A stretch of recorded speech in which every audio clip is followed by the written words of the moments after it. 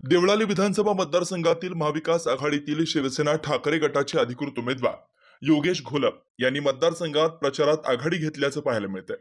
त्यांनी आज मतदारसंघातील गिरणारे, चिहडी, पंपिंग, विहितगाव, मथुरा रोड, योगेश्वर नगर, कोठुळे गल्ली, हाडोळे मळा, सौभाग्यनगर या भागात प्रचार रॅली आयोजित करण्यात आली होती। या प्रचार रॅली दरम्यान मतदारांनी घोलप यांचं जोरदार स्वागत केलं। तसेच महिलांनी औक्षण करून त्यांना विजयासाठी शुभेच्छा दिल्या। नम्रता, योग्यता, सहनशीलता यांचं साम्य आणि विकास कामाचा ध्यास घेतलेले योगेश घोलप यांचा विजय निश्चित होईल असा विश्वास मतदारांनी व्यक्त केला।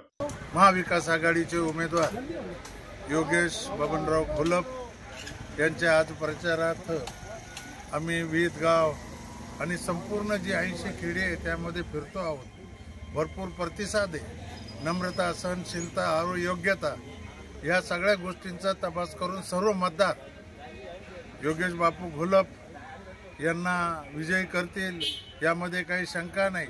कारण गेली 30 वर्ष त्यांनी केलेला विकास आजही मतदाराच्या स्मरणात आहे, समोर दिसतो आहे।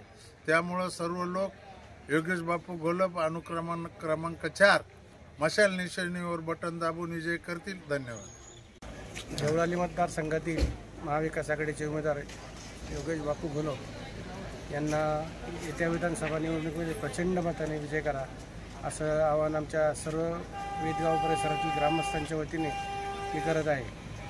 गेली 5 वर्ष योगेश घोलपांनी मतदारसंघात अत्यंत चांगल्या प्रकारे काम केलं। अत्यंत नम्र सेवक म्हणून त्यांनी सेवा बजावली, कुणाशी उद्धट वागले नाही। त्याच्यामुळे लोक आजही त्यांच्याबद्दल खूपच सहानुभूती दाखवत आहे आणि येत्या निवडणुकीमध्ये मशाल चिन्हावर लोक शिक्का मारून प्रचंड मतांनी विजय करतील। आज या ठिकाणी आमचे महाविकास आघाडीचे अधिकृत उमेदवार योगेश बबनरावजी घोलप यांचा गाव भेट दौरा चालू आहे आणि अत्यंत चांगल्या प्रकारे प्रतिसाद चालू आहे आमच्या विहितगावमध्ये। आणि आमच्या विहितगावकरांकडून कमीत कमी 70% मतदान भाऊसाठी होईल अशी आम्ही अपेक्षा बाळगतो। बापू घोलपला आपण 70% मतदान या भागातून देणार आहे, तर 100% बापूचा विजय निश्चित झालेला आहे।